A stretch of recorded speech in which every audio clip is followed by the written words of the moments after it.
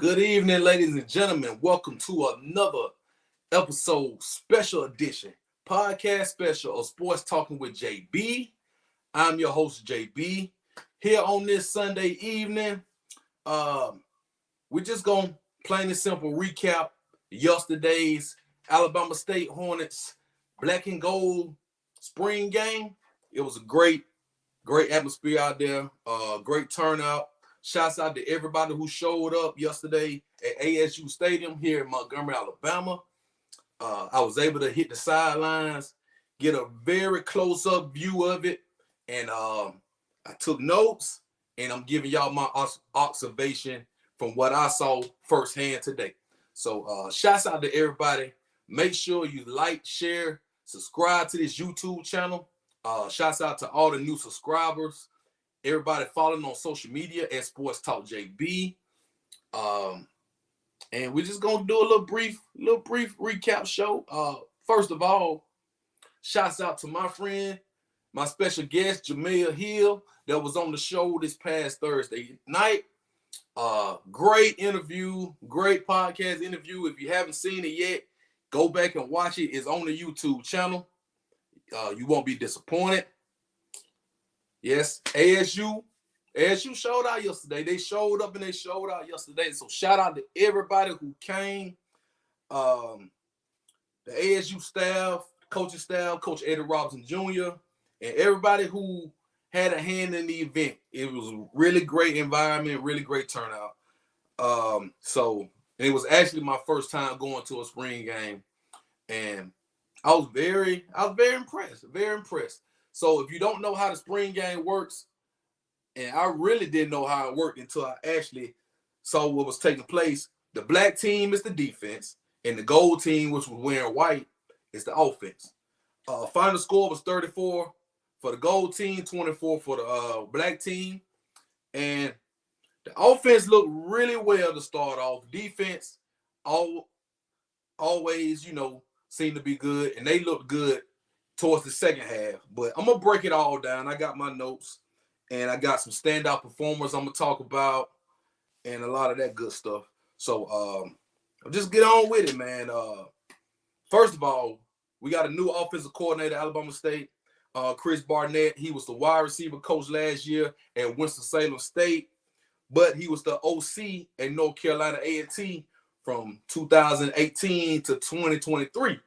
So he's looking to bring another, boost to the offense.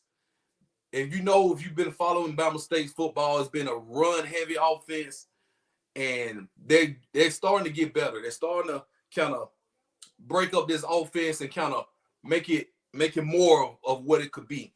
And last year, they lost the quarterback, and then we just got a transfer. We lost D. Davis. D. Davis, the quarterback, hit the transfer portal, but they brought in a new quarterback, and he will be the new starter. If you don't know, now you know. Former Texas Southern quarterback Andrew Body. Now, he played yesterday. It was the first time seeing him live and in person. Shouts out to the Body family, too, man. Shouts out to Miss Angie, Rick Body. They showed love on my social media page. And we are happy to have Andrew Body in the gump at Alabama State University, first and foremost. So if you don't know Andrew Body, get familiar with him. Transferred, like I just said, from Texas Southern University. In 2020, he was recruited out of Corpus Christi, Texas, ranked third all-time in Texas high school football history with 13,000 passing yards. That is a huge thing. If you know football, especially high school football, and all the quarterbacks that come out of Texas, Andrew Body is third all-time in passing yards. So that's a really big deal. During his time at TSU, he threw for 4,000 yards, 27 touchdowns, ran the ball 236 times for another 1,287 yards and 9 touchdowns. Redshirted last season after a shoulder injury, but now he's 100% healthy and ready to go. So I'm looking forward to seeing what this offense could be with Andrew Body at quarterback. He's a dual threat. He can run, but I really want to see him pass. He had an impressive 70-yard touchdown pass yesterday. I put a clip on the Twitter and made a little recap video for YouTube. But yeah, he looked like the real deal, man. I was really more impressed with how he controlled the offense, like the poise.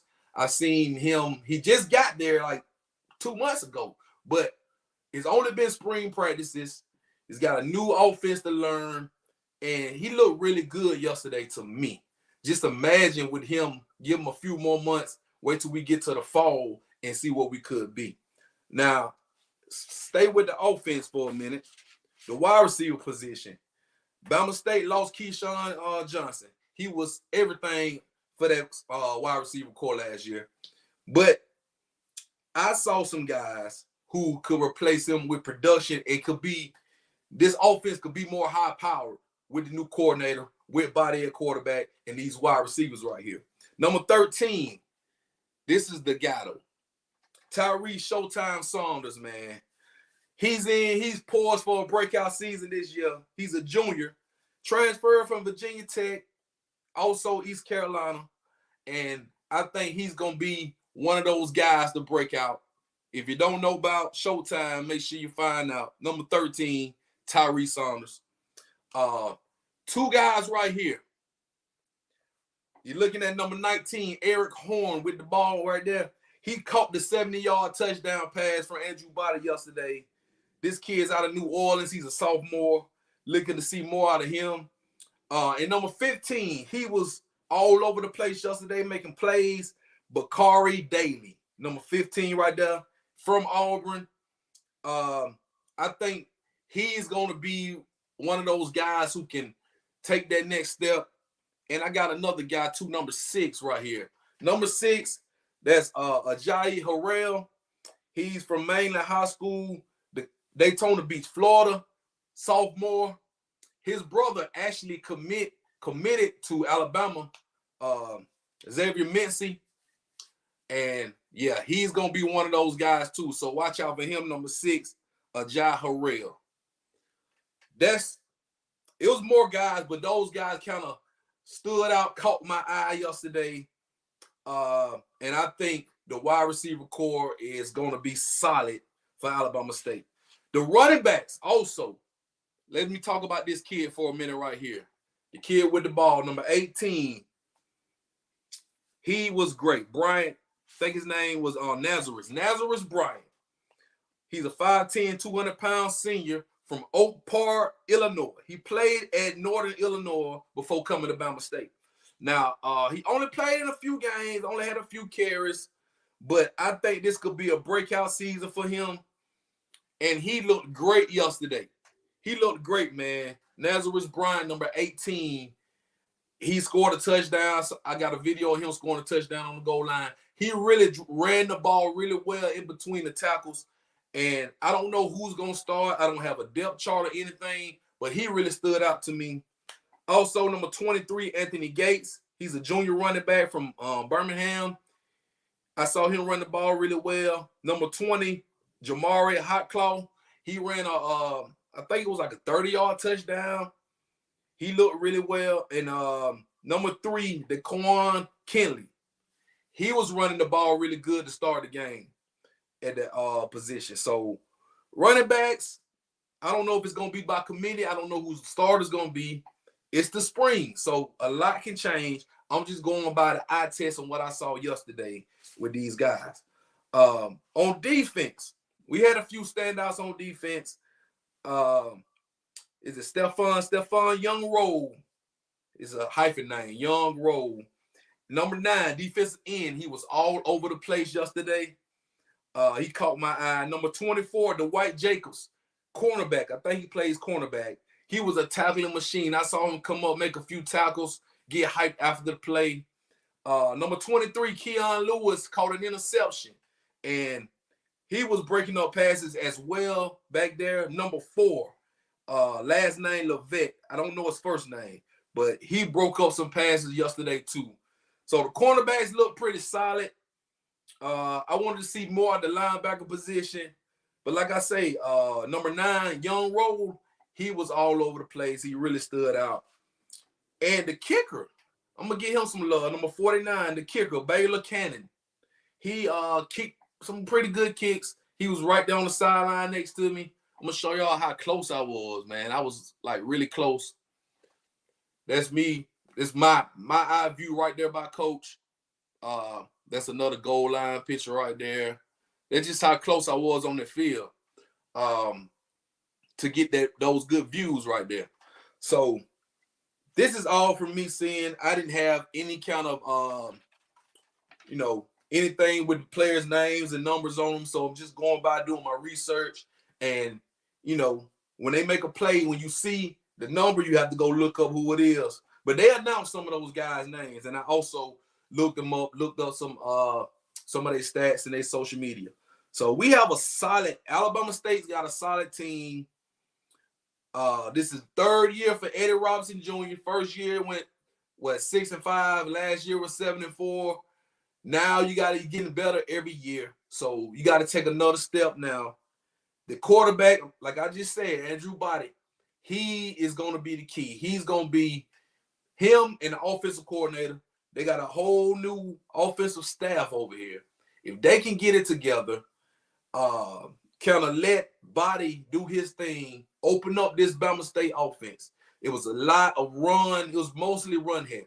Now, Body can run the ball, but I think passing, for a kid to have all those accolades in high school, played great at Texas Southern before he got injured, for Bama State to get him, bring him here to open up this offense, hey, the sky's the limit. Sky's the limit for Alabama State football, man.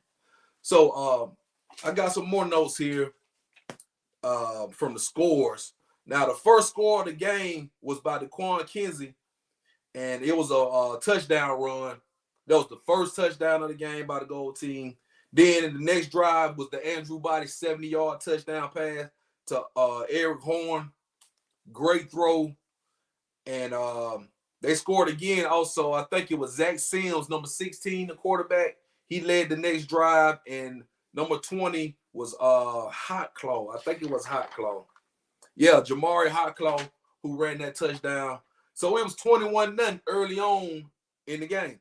Then the defense, so what they do, they give you 3 points for every stop. So the defense got a stop, made it 21-3. They got another stop that made it 21-6. And then the kicker kicked a 47-yard field goal, which made it 24-6. So that was the halftime score. And then Nazareth Bryant, he scored a touchdown, had that run, made it 31-6. After that, the defense kind of stood up. They got 2 stops, got an interception, and the defense really played well in the second half. I don't know what kind of adjustments were made. I don't even know. I think they really couldn't blitz as much as rushing the quarterbacks. They couldn't really tackle anyway because it's spring ball, so you can only touch them. And it was a lot of group tackling on the running backs and a lot of pass breakups by the DBs. So all in all, the defense did play really well. They played really well. They got enough stops to make it a competitive game. What else do I have on my notes? Somebody got a sack. I can't think of who it was. I think Kevin Cole, number 92, he got a sack. And like I say, number 23, Keon Lewis got that interception. So it really wasn't a big turnover game besides that interception. Couple stops on 4th down. All in all, the defense is going to be all right. I was mostly impressed with the offense of what I saw early on with all that was going on. Now, it's only spring, so you still got this whole month of April, May, June, July, going into August, getting ready for the season. Speaking of the season, this is the schedule right here. The first game they be playing, the Orange Blossom Classic against North Carolina Central. I think that game is in Miami or something like that. They were down there promoting that as well, and that's going to be pretty big right there. And the first home game is against Miles College on September the 7th. So this schedule is probably posted anywhere you can find it. You can pick up the schedule yourself or find it wherever. So I would definitely be on here talking more Alabama State football, man. I was very intrigued by what I saw. I can't lie, very intrigued, and hopefully I will be covering more things about Alabama State football in the coming weeks and months. Uh, Big shout out to everybody though, for real, that was there. The band was loud as hell as always, but they did a great job. The dance team was great, cheerleaders, and the environment was just great, man. Coach Eddie Robinson, very personable guy, man, easy to walk up to, get a handshake from. And I think they got something really good going on at ASU, man. So with all that being said, that's all I got for you, man. That's just was my just analysis from firsthand view. Let me see if I got anything else to post. Let's see. I think that's it. But if you haven't already, like I say, if you haven't already tapped in with Bama State Sports, make sure you do that. Follow them on all social media. Follow me on all social media, Sports Talking with JB, especially on the Instagram. I post some reels here and there. I'm gonna start posting more little short videos. And make sure you subscribe to the YouTube. If you're watching this right now on YouTube, make sure you hit the subscribe button. If you're on Twitter, you already know what to do. Just share the content. And yeah, you never know what I got coming soon, man. I'm working on some things right now. Shouts out to South Carolina women basketball team that just won the national championship, undefeated season. Don Staley, the GOAT coach right now in women's basketball. And Alabama basketball team couldn't get the job done last night, man. They lost to UConn. It was a good game, but they just couldn't get the job done. So shouts out to them for an incredible season. And I'm also looking forward to Bama State's basketball team as well next year. So we got a lot to cover. I know it's pretty much the off season, but it's a lot coming up soon. Alabama football's A-Day is coming up this Saturday. I will be there. If you're on the channel, make sure you stay tuned. I will have a A-Day preview show this week right here on YouTube.